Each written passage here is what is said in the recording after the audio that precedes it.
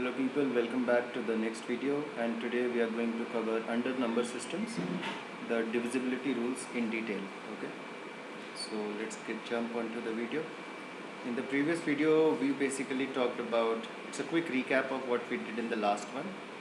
We talked about co-prime numbers, we talked about common factors, we talked about common multiples, and we talked about prime factorization. So this is what we covered in the previous video.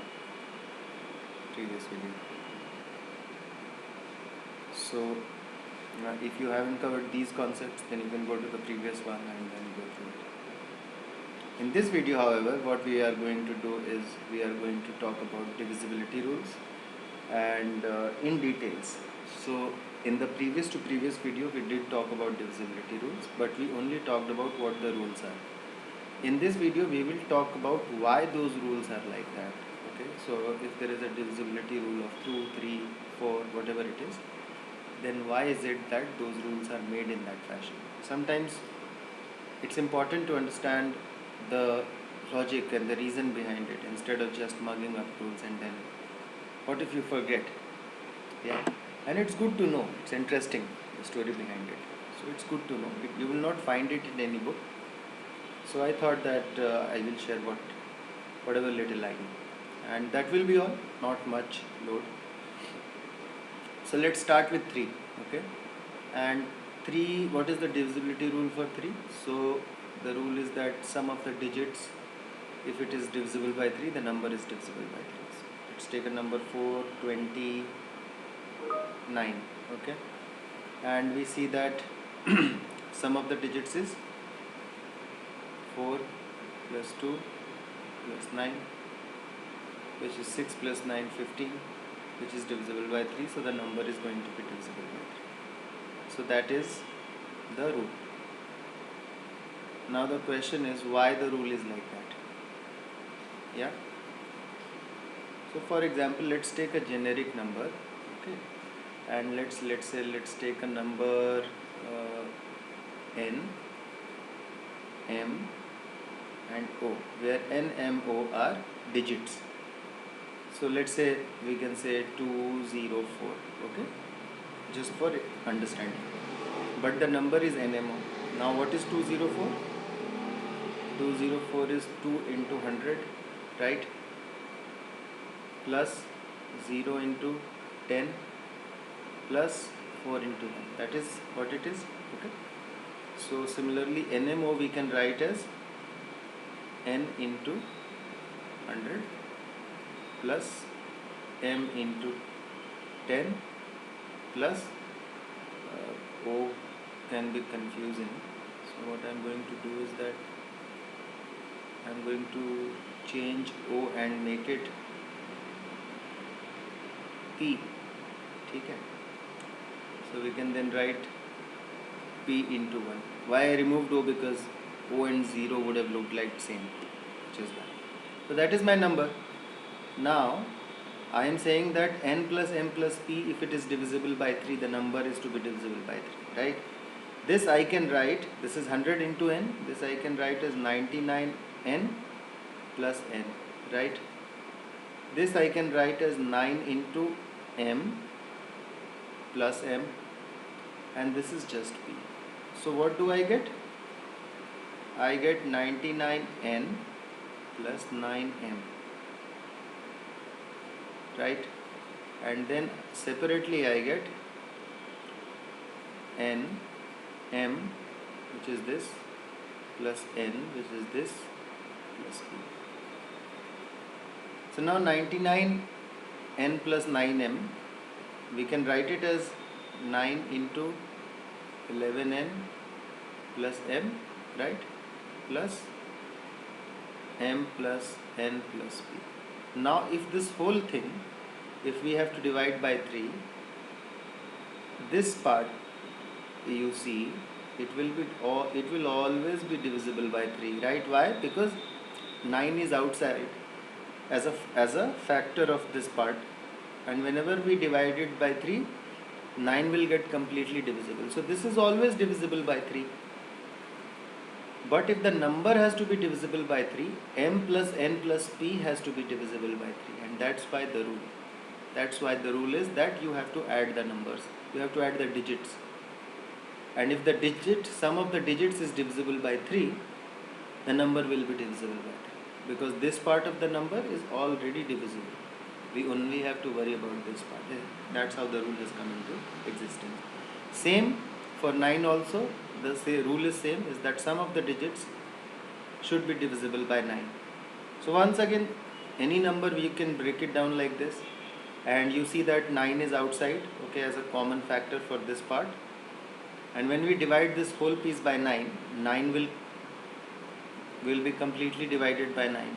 So this part is, as it is completely divisible by 9, only m plus n plus p we will have to see.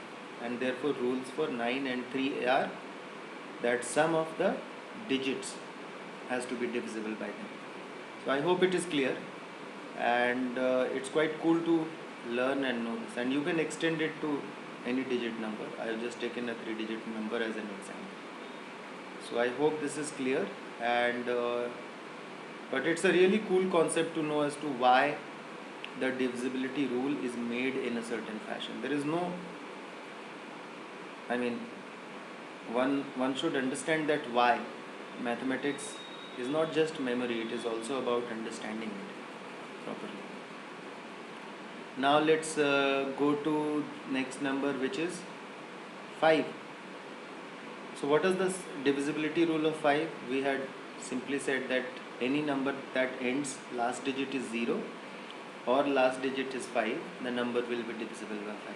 That is what we have said, right? And understand this. When we write table of 5, okay, 5 is the first multiple of 5, right?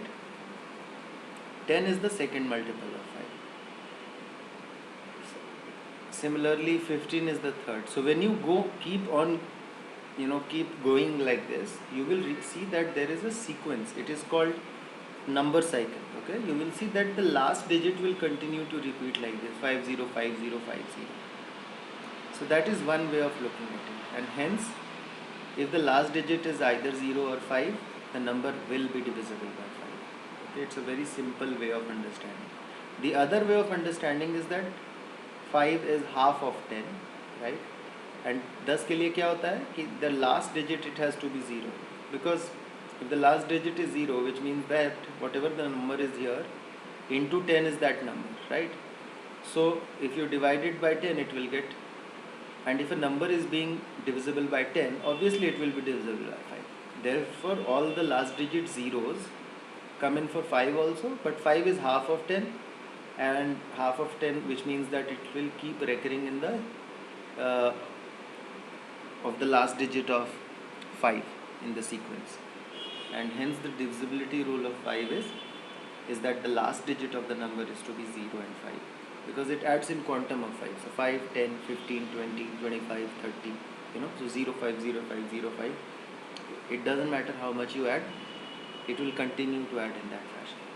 So that's for your understanding, and I hope that you were able to understand that. Now let's get into the next one. Okay. Yeah, which is 10, and so we already talked about 10. So let's again take any number m, n, p, right? We say that the last digit is 0, number is divisible by 10. Now m and p can be written as 100 into m plus 10 into n plus p, right? So this is nothing but just the place value into the digit, right? Simple. Now see, if I divide this number by 10, you have to understand that this part 100m plus 10n, it will always be divisible by 10. So this basically will be 10 into 10m plus n divided by 10 plus p by 10, right? Now if this whole number is to be divisible by 10, this See, ये तो पूरा cut गया. This is completely divisible. So we have a remainder here. We have a quotient here. Now this piece, this is the last digit. Now you see from 0 to 9, whatever digit you put here, 10 is not going to be dividing it completely. Yeah, because all the digits are smaller than 10. And therefore P has to be 0. If P is 0, then this will become 0. And this part is completely divisible by 10. And which is why the rule that the last digit, if it is 0, it will always be divisible by 10. So I hope that this is also clear. So we will continue with the same MNP format, and then we will come to 4.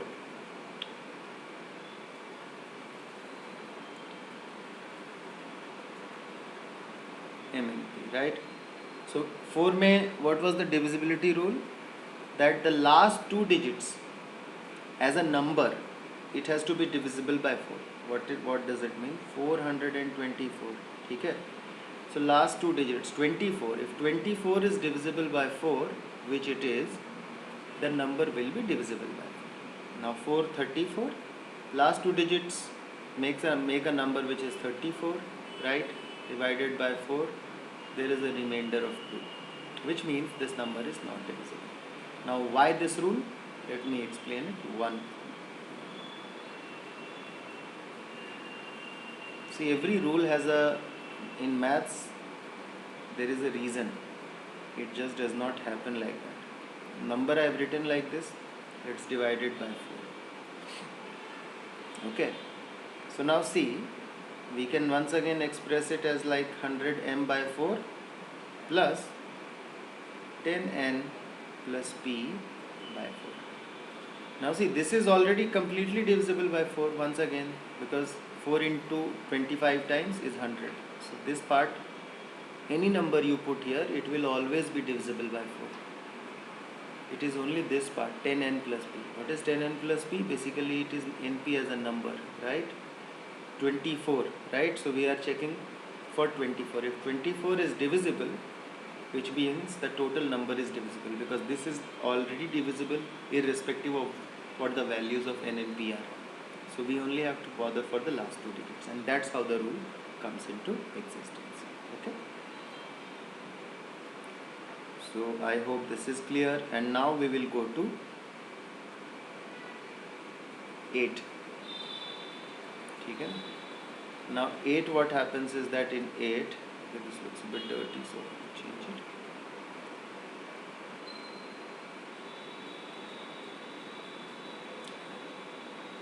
M, N, P. Let's write another number L. Why I have written another number? Because divisibility rule of 8 is that last 3 digits, okay, they have to be divisible by 8 for the number to be divisible by 8. So if the number is of 3 digits or less than that, then you will have to simply check it. Yeah. But for larger numbers, the rule is that last 3 digits, if they are divisible by 8. So for example, or if the last 3 digits are 0, 0, 0, okay. Same thing. So let's see. Let's take a number 4800 for simplicity. Last 3 digits are 800. 800 divided by 8, totally divisible, therefore this number is divisible. तो ये दिख रहा है अभी यहाँ पे ऐसा. Now let us see why this rule is like that. So what are we going to do? Once again we are going to write the number in the same fashion that we did, which is 1000 into L plus 100 into M plus 10 into N plus P. That is my number. Okay. Now when I divide it by 8, very simple,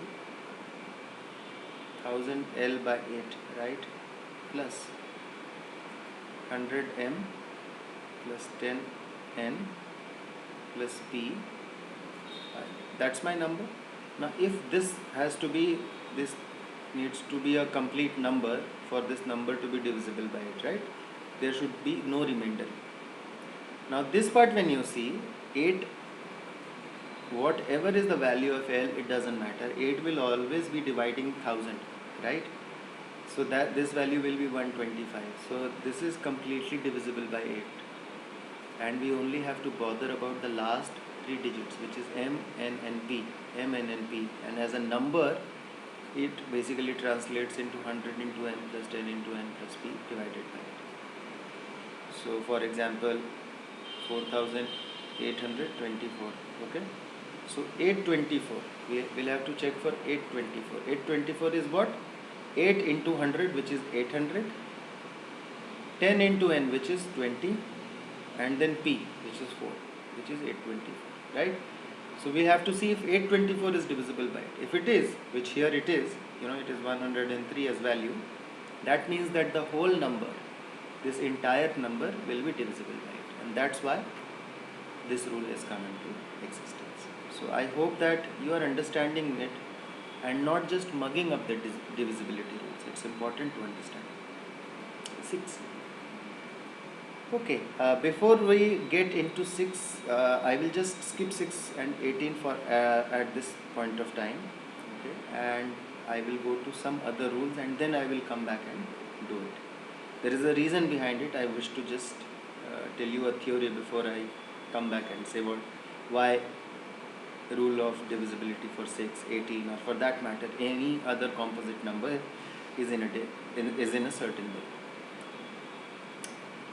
Okay, so let's talk about this number here, this rule here, understanding divisibility. So let's say what it says, that if a number is divisible by another number, okay, so which means there is a number, let's say that number is 80, it is divisible by another number. Let's say that number is 8, okay. Now see, this is the number. If it is divisible by 8, then what becomes? 80 then becomes a multiple, okay, of 8, and 8 becomes a factor of 80, right? So that's the relationship.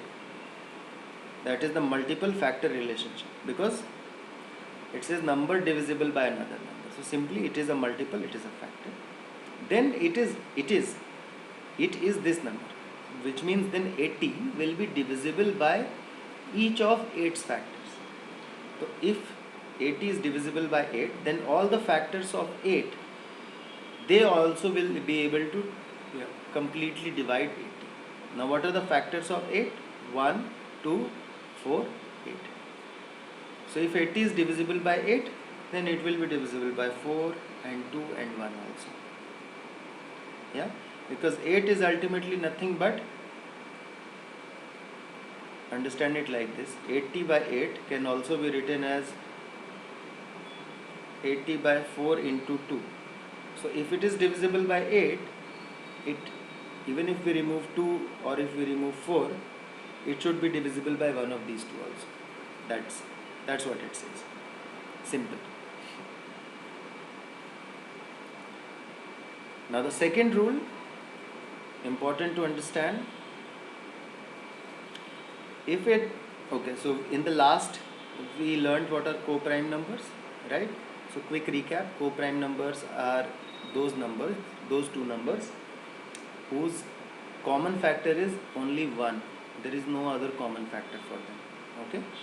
So those numbers are called co-prime numbers.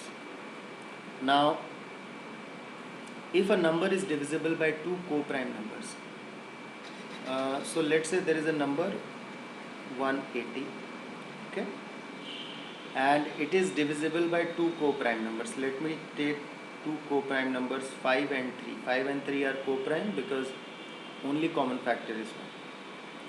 So 180 is divisible by 5. Why? Because last digit is 0, hence divisible by 5. And 180 is divisible by 3. Why? Because 1 plus 8 is 9, which is divisible by 3. So sorted. And see, that's how we are applying now. We are applying the rules of divisibility to first see, okay. So if 180 is divisible by 5 and 3, will it also be divisible by 15? That is what it says. And the answer is yes. It will be divisible by 15. You try it. It will be 12. Answer is 12. But only when these two numbers are co-prime. If these two numbers are not co-prime, then it may or may not be. But if these two numbers are co-prime and separately if they are dividing another number, then their product will also divide this number. That's the, so it has to divide this number, it has to divide this number, so their product will also divide this number, and it's a good concept to learn. I think we used this concept to right now when we were doing the rules of divisibility and understanding why a rule is like that. It's very simple. See, there are two numbers. Let's say there is a number 20 and then there is a number 5. Okay. Now both these numbers are divisible by 5 separately. 5 4s are 20 and 5. So it's basically 20 plus 5 plus 5 plus 5. And I can also then using fraction addition, I can write it as 25 by 5, right? So if separately my remainder is 0, then as a sum also the remainder is going to be 0. It's as simple as that. So I'm not going to over complicate it and over explain it. बहुत simple है कि अगर if 20 is divisible by 5 and if 5 is divisible by 5, then इनका जो sum है, which is 25, will also be divisible by 5. How? So see, 20 by 5, I've written plus 5 by 5, right? And then I've taken a fraction sum of these two. Now I know that separately it is 4 and separately it is 1. So here this is nothing but 4 plus 1, right? So it is as simple as that. The remainder is going to be 0 in all the cases. And now last but not the least is same thing, but it talks about difference. So once again I will take the same example, 5. So if here we said that if they are separately divisible, then their addition will be divisible. Here we are saying that if they are separately divisible, then their subtraction is also divisible. So agar 20 is divisible, 5 is divisible, which means 15 should also be divisible by 5. So let's just try it. It is 15.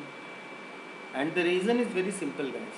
The reason is very simple because see, if it is separately divisible, then we are getting a natural number here, okay, n1, and then we are getting a natural number here, n2.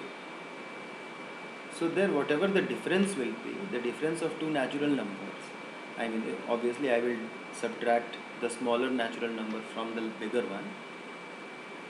That will also be a natural number n3, okay, right? And when I do the subtraction of fractions, I see that n3 is equal to nothing but the same, right? And hence the difference of two numbers, if they are separately divisible by a number, will be divisible by the same number. So this is number 1 divisible by 5, this is number 2 divisible by 5, this is number 3, which basically is the difference between these two numbers divisible by 5. Okay, so instead of saying 15 is divisible by 5, what I have done is that I have shown you using fraction method is that why it is so. Now I will want you to go to this one. You know, if two are co-prime, then it is also divisible by their product. Okay, this rule is a critical rule. And if a number is divisible by another number, then divisible by each of its factors. And then we will come to 6. So the divisibility rule of 6 we have said that 2 and 3, right? Number has to be divisible by 2 and 3. Now 2 and 3 are what? They are co-prime numbers. Okay? So 2 and 3 are co-prime numbers, and therefore their multiplication is what? 6. So basically what we are doing is that we are breaking it down. Okay, and we are saying that if 2 is dividing a number and if 3 is dividing the number is divisible by 6. Actually, it is the corollary of this concept that when a number is divisible by two co-prime numbers, it is also divisible by their product. So divisibility rule of 6 is just the same rule. If a number is divisible by the co-prime numbers separately 2 and 3, then it is also divisible by their product, which is 6. That's the rule. Similarly, for 18 you can say 2 and 9, they are co-prime numbers, right? 2 and 9 are co-prime, the common factor is. So you can say that divisibility rule of 18 is nothing if the number is divisible by 2 and 9. And similarly, for any composite number, if you are able to find two co-prime numbers whose product is basically that number, the divisibility rule becomes that if the number is divisible by this and this, it will also be divisible by the product. So let me give you an example. Let's do it the opposite way. Okay, let's say 2 and 5. So for 10 we can say if a number is divisible by 2 and 5 separately, okay, it will be divisible by 10. So which means all even multiples of 5 will be divisible by 10.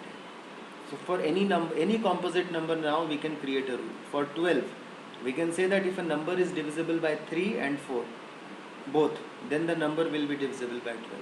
Why? Because 3 and 4 are co-prime. The only thing that we have to keep in mind is that these numbers, they should be co-prime. So I hope that it's an interesting concept, and try to take some time and create more and more such numbers. For example, 24. Yeah, we can see 3 and 8. 3 and 8 are co-prime numbers. So 24's divisibility rule will be is that if the number is divisible by 3 and 8, then it will be divisible by, and you can go on and on creating your own divisibility rules. So that's how simple it is. So that is all for today. I hope you enjoyed. If you have any questions, my email ID is right here. You can write to me.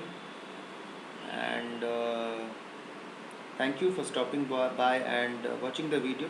I will be doing more, and my endeavor is to bring one video every day. So thanks guys.